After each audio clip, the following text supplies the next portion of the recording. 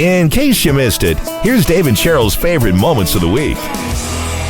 There's a new trend on TikTok where women are asking the men in their lives how much they think about the Roman Empire, and apparently they're finding out it's a lot. I come across this meme. It says, I saw an IG reel that said something along the lines of women have no idea how often the men in their lives think about the Roman Empire. So I asked my husband, how often do you think about the Roman Empire? And without missing a beat, he said, every day. So I walk into the kitchen and I said, hey, babe, real quick question. Do you ever think about the Roman Empire? And he smirks. And without skipping a beat, he says, I mean, not more than like once a week. Not like that much more. Like maybe once or twice, but not more than that. What? I never think about the Roman Empire. Unless we've had a story where they found like a basket full of old coins under a house in England or something, right? And they're all full of like these old Roman coins. Then that's a little bit different. I don't know. The fact that the guys are like, he had this smirk on his face, like the guys found out about this and now they're just playing along for fun. Just pulling their wives' legs. Say, well, oh yeah, I think about it all the time. In case you like thinking about the Roman Empire, we do have some Roman Empire random facts for you. So now you can say you did think about the Roman Empire. First off, Rome was the first city in the world to hit a population of 1 million. The first census happened in the 2nd century BC. This mass of 1 million people came from 3 different continents, Europe, Asia, and Africa. So the next city in Europe to have a population this size, Victorian London, and it wasn't until the 19th century. There were over 200 amphitheaters in the Roman Empire, but the largest, of course, the Colosseum, built in Rome in 80 AD. It took just 8 years to construct the Colosseum. Wow. Well, though they always say Rome wasn't built in a day. But still, I mean, it took the condo downtown 20 years, and I think they're still building it. It was originally called the Flavian Amphitheater, and in its prime, held up to 85,000 spectators. Now, the Colosseum is a nickname given to the stadium after its use. The earliest mention of the word Colosseum actually comes in the 7th century with a prophecy. It says, as long as the Colosseum exists, Rome will exist. When the Colosseum falls, Rome will fall also. And Rome dominated Europe for over 700 years, not to mention areas of North Africa and Asia as well. By the end, the Roman Empire, it amounted to just over 2 million miles and stretched all the way from Syria over to Scotland. But there's an interesting note about Scotland. Yeah, so one emperor actually tried to conquer Scotland, but failed because it was extremely cold, and the native people terrified the Romans with their guerrilla tactics. Subsequently, he ended up building a giant wall across the top of England to keep the barbaric Scots out. And as someone with Scottish descent, I'm very proud of my ancestors. So maybe it was a combination of the guerrilla tactics. The bagpipes probably were scary. We're like, what is that noise? What is happening? And maybe the haggis. They were like, what is that noise and what is that smell? What is happening? Yum. Science. It's not rocket science. Check it out. I blinded us with science. When was the last time you felt happy? A team of international researchers surveyed the lifespans of over 460,000 people to see if there were any trends in happiness levels. So the team found a tendency for children's life satisfaction levels to drop after age 9 through age 16. All those hormones probably going. Maybe you're getting bullied. That kind of stuff starts, right? Yep. Between 16 and up, life satisfaction slowly increased until age 70. At 70, the levels began to drop.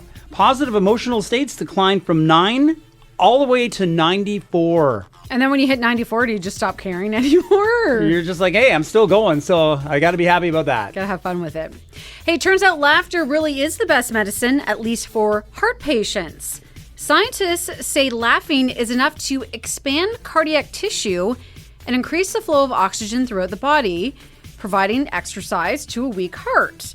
So in this study, they set out to prove that laughter therapy can actually improve cardiovascular health and ease some of the symptoms of heart disease. So they recruited 26 adults, average age of 64, who had been diagnosed with coronary artery disease.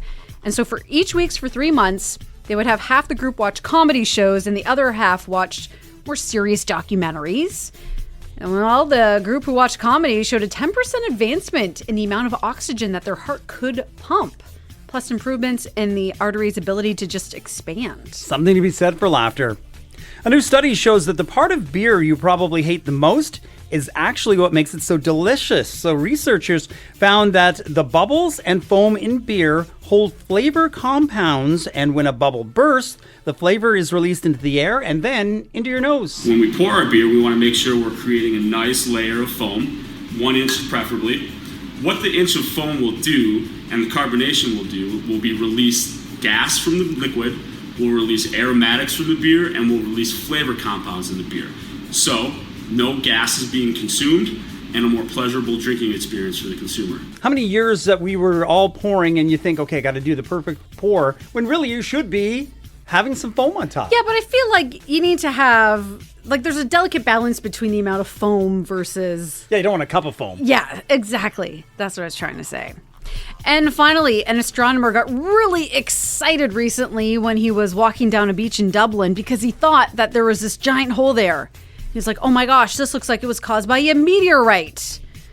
Turns out it wasn't. The astronomy enthusiast, his name's David, was certain the crater was caused by a space rock because there was a mark on one side. Yeah, there was even a rock in the hole. Nope, it was just two guys out with plastic shovels digging a hole, and they had posted videos of them digging the hole the day before and having fun, taking photos in this big hole that they dug, and so then they had to burst this guy's bubble, but not before they did a whole news report on it.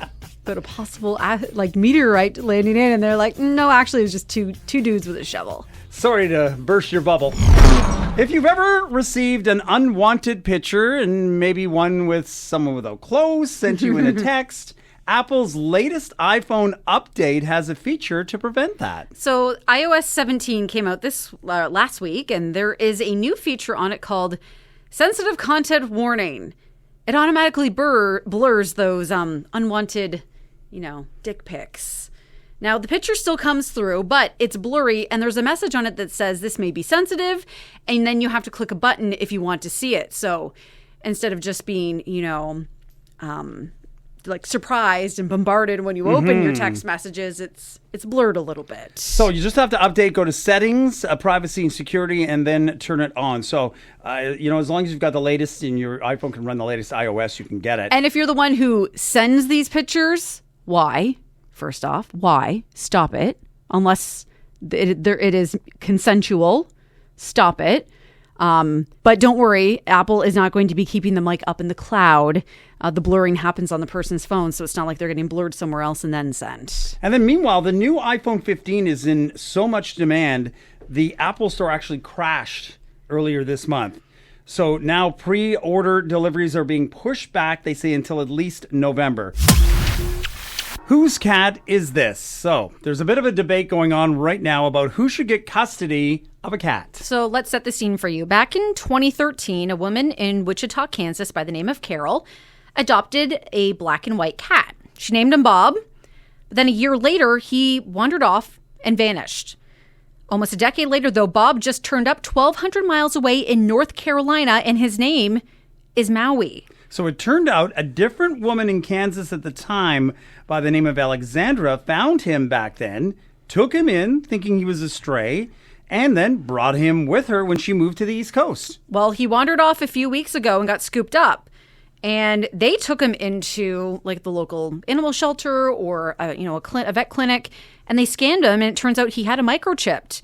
And he was registered to Carol, the original woman who adopted him, who was still back in Kansas. So now there's a custody battle going on over Bob/Maui. Yeah, so Alexandra and Carol are fighting over him. So some people think Carol should get him back because she's the original owner, but others say no, Alexandra should keep him because she's now, at this point, been his owner for longer.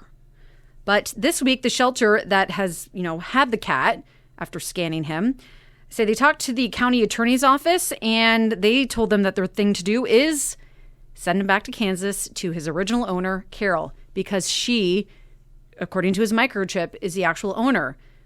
And I would have to agree with that. That's tough, though, with a senior pet. I mean, this cat's now, 10, 11 years old? Oh, it's almost about a decade. Yeah, I'm not sure how old the cat was when Carol first adopted him. Yeah, right. So she may have been a year. But, so we'll say he's 10. But why, Alexandra, why did you not, when you find the cat, take him to a local shelter to get him scanned for the microchip? Because then you would have found Carol in the first place. Or why did you never take him in and get him microchipped yourself? Not top of mind for people, though. to necessarily think about that. You should. So you find I don't any know. stray animal, that should be step number one, is calling, if it's in Chatham-Kent, you call Pet and Wildlife Rescue, and they'll, if they don't have a tag, you bring them in and they can scan them for the microchip. You can do that at vets' offices too. I think they have the same equipment. I'm just thinking more so of the cat. After 10 years with this one owner on the other side of the country, is he going to be adaptable to going back after being with that other owner for just a short period of time? It's a cat. It is a cat, but it's still a living creature. But I feel like cats are as long as they got food and shelter, they're good. They're good to go. Pretty good. Any cat I've had is pretty adaptable, but it's just a decade is a long time. But yeah, she should have brought the cat in. But does everyone always think about that, right? Maybe the stray had been around her neighborhood for a while. Was it an indoor-outdoor cat from the first lady too, right? Lots of questions, but yeah, the quote-unquote ownership goes back to her because she did take the time to microchip the cat. Mm-hmm. So I guess he's gone from Maui to Bob again. Someone on TikTok has gone viral with a video talking about how, in her opinion, nerds make the best husbands. They're nerds. You go for the nerd. If he owns a lightsaber, green flag. If he has purchased a wand from the wizarding world of Harry Potter, greenest possible flag. If he has an unhealthy obsession with Ahsoka Tano, you better run to the altar. Bonus points if he's obsessed with Monopoly, because those little underestimated nerd boys grow up to be men who see what's in here. So I think her point in this, because it's, caused a bit of a storm online with people on both sides of this, I think her point is that maybe people that are into that sort of thing have a bigger, wider worldview and grow up with that. Mm-hmm. But I would also make the argument, it doesn't matter if your obsession is sports, watching it, or being a fantasy football owner, or video gaming. Any sort of obsession can become too much. Yes, if you take it a little too far. So her name is Isabel. She's 26. She's from Florida. She is engaged to be married. And she says she's marrying a nerd and she loves it. And she says they make the perfect husband. But as you said, I agree with you that sometimes you can take an obsession a little too far, maybe whether it's, Star Wars or video gaming or, Dungeons and Dragons. Going to the gym, playing recreational sports, because you could end up, you could be on 2 or 3 different hockey teams. The goalies are in demand all the time. Yep. Right? So you could be out of the house 4 or 5 times a week. But I would also say that she does have a point, because a lot of these guys who are still nerds grew up nerds. They didn't have, girls chasing them at school. So they're excited to be in a relationship as they get older, and they're not always looking for the next best thing like maybe some of the more popular guys in high school are. She actually started this because there was a separate TikTok user asking how other women have been able to successfully score a loving man who satisfies all of their check marks and things that they want in life. And that's her response to that. So what do you think? Is that a thing? Is it, you go for the nerdy guys? But then I also saw someone saying the other day, they were like, if you're in your 30s and 40s and you're single and you're trying to find someone to date, she said going to the pickleball court on Friday nights. She said, you don't go in the morning. That's when all the retired guys are there. She's like, you got to go Are you looking for a sugar daddy? No, she said, you got to go Friday night. That's when the younger guys who have jobs and careers, she's like, because they're in great shape. They're looking to have fun, but they're not overly competitive. Well, and it's also a sport that's really taken off too, right? Aren't they building pickleball courts here in Chatham-Kent, and specifically out by the college, I think? Yes, part of that plan that they're doing there. Tennis courts, pickleball courts. I believe there's going to be basketball courts as well, walking trail. Yeah, I'm not sure when that's supposed to be starting. Yeah, cricket pitch or 2. I think it's going in phases. So they're going to do it over the course of 3 different phases before the whole park is complete. All right, well, once it's complete, there you go. Head out there. Head for the pickleball. You may not know this guy's name, but you see his work on everything at the store. Graphic designer Berkey Belser just passed away this week at the age of 76.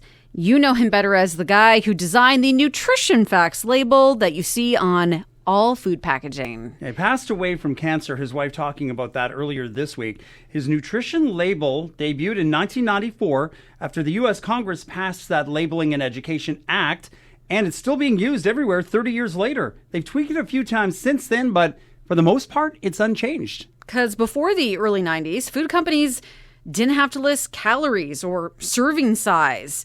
So when it came to know what you were eating, it was really just a free-for-all past the ingredient list. So maybe you'd throw healthy on there on the label or something, right? All those sort of different labels that might trick you into that. So Berkey's design was really praised for being simple, straightforward, and very easy to read and understand. He also designed the bright yellow energy guide label you still see on every appliance, from washing machines to television, fridges, and more.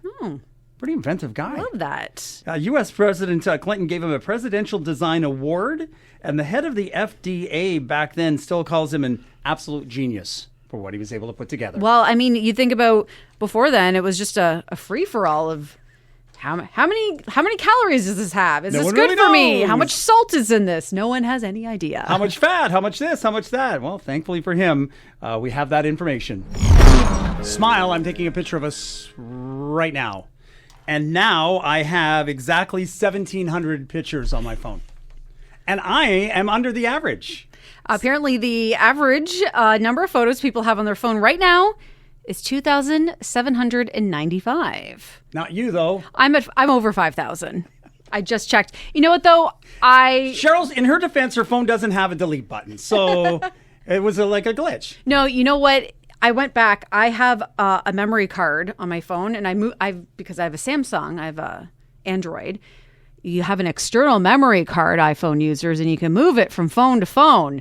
So I have photos that date back to like my first cell phone on there that just keep moving over and over. You've got a picture of when you and I did the great donkey races at TJ Stables. 2008. Do you remember that? That was for the Exceptional Riders program. You know that was what? so much fun. It came up in my memories. I think it was 15 years ago yesterday that we did the first annual. I won the first one. I can't remember if that's from the second one, though.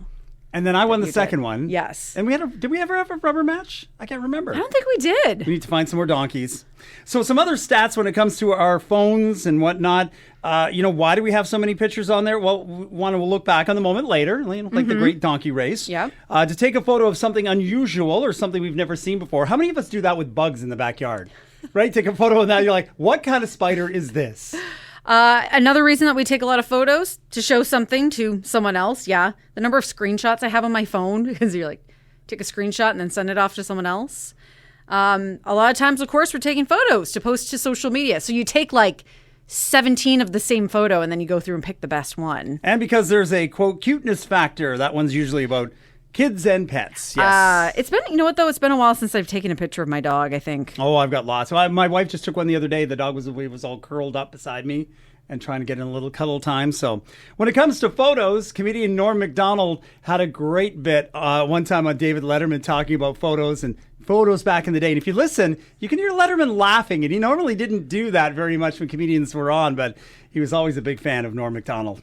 But I can't believe it's been a quarter century since I made my television debut. It was all different back then. You know, it was back then. I remember if you wanted to take a picture, you would use a camera, not a telephone. As a matter of fact, if you used a telephone, people would look at you odd. What about in the old days when they took pictures of you way back, where they pulled that thing and exploded and stuff? I got a picture of my great-grandfather. The thing took 6 hours taking your picture, and it was a picture of my great-grandfather, one. Every guy had one picture back then. I gotta get back, feed them hogs. Who's gonna feed the hogs? Somebody gotta feed them hogs. Now, in the future, of course, it'll be different. 50 years from now, people will be going like, hey, you want to see 100,000 pictures of my great-grandfather? We've got some health news that you might think would be a little surprising. Yeah, so Halloween is just around the corner, like just over a month away. And your kids might get, some Sour Patch Kids, and you might want to steal them and keep them for yourself because Sour Patch Kids apparently are really good to help you with a couple of different things. Like, first off, cramps. Apparently, the theory is that extremely sour foods can trigger a specific set of receptors in your body that stops the cramps. So they say if you feel like you're cramping up, like if you're working out, running, have some Sour Patch Kids with you, They say you can also use pickle juice, but that's not as yummy. Also, panic attacks. They say if you feel a panic attack coming on, eat something sour like sour candy, like Sour Patch Kids. It can give you an intense sensory experience, and they say that can break you out of your spiral and help to ground you. And also tough workouts. If you're a gym rat and, maybe you're into your workout and you're finding you just don't have enough energy to kind of finish it out, grab some high sugar candies like Sour Patch Kids. They say that's a good way to get fast carbs into your system, gives you a bit of a boost. Interesting, because I know for people that run, and especially long distances, you can get those little chews. I've got those. Or the gels. The gels are another one that, I saw Gross. somebody downing one of those before the river run and the half marathon that I did last weekend. But yeah, you can get these other kinds, but I would have never thought to just go and get some Sour Patch So Kids. I think you need to go stock up for, because you can get the little ones right now for Halloween, like the little packs. Just have those in your pocket because they're nice and portable too. Next time you do a run, if you're starting to feel like you're getting cramps, try the Sour Patch Kids. Yeah, I'll just take those out of the Halloween grab bags for the kids that come to the door and keep them for myself. You've been listening to Dave and Cheryl's favorite moments of the week.